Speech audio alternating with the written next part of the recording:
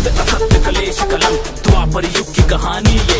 हस्तिनापुर में बीता वो जो सामने सबके लानी है। 100 पुत्र गांधारी के और कुंती को 6 का वरदान। कुछ पांडव कहलाए और बाकी को मिला कौरव का नाम। दुर्योधन को योजना आई भोजन में फिर विष मिलाया। भीम को मारने की वंशा थी बाल विवाह का ना हो पाया। आयोजित हुई ऐसी सभा सब वीर हुए थे जमा वहाँ।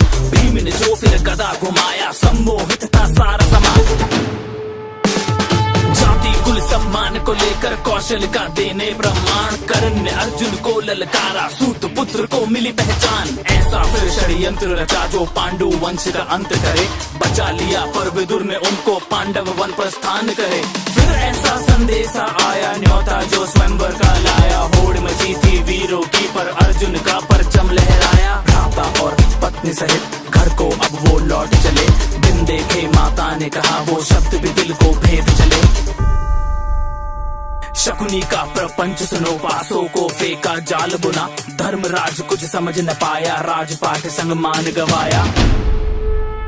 दुशासन का दुस्साहस देखो केश पकड़ द्रौपदी को लाया। पुरखों को कलंकित करना देख सका गोविंद की माया। भीम ने ली फिर प्रतिज्ञा दुर्योधन जंगा तोड़ूंगा। लहू के फिर दुशासन के मैं धड़ से अलग निचोड़ूंगा।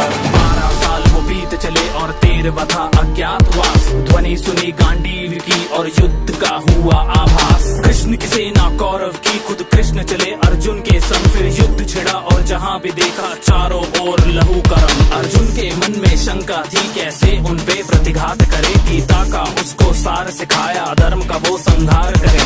युद्ध का आया पहला दिन तीरों की वर्षा होने लगी। भीष्म जो आए रथ पे तो पांडु सेना भी ध्वस्त लगी। दूजा दिन जब युद्ध का आया अर्जुन ने कौशल दिखलाया। शस्त्रों की टकरार हुई और भीष्म न आगे बढ़ पाया। वरदान मिला था मृत्यु भी इच्छा से हो पर शस्त्र उठे ना सामने जब से खंडी हो। खुद ही अपना राज बताया मौत को फिर खुद गले लगाया। अर्जुन तीरों से शैया बनी प्यास लगी पितामह को तो वो भी अर्जुन से ही बुझी।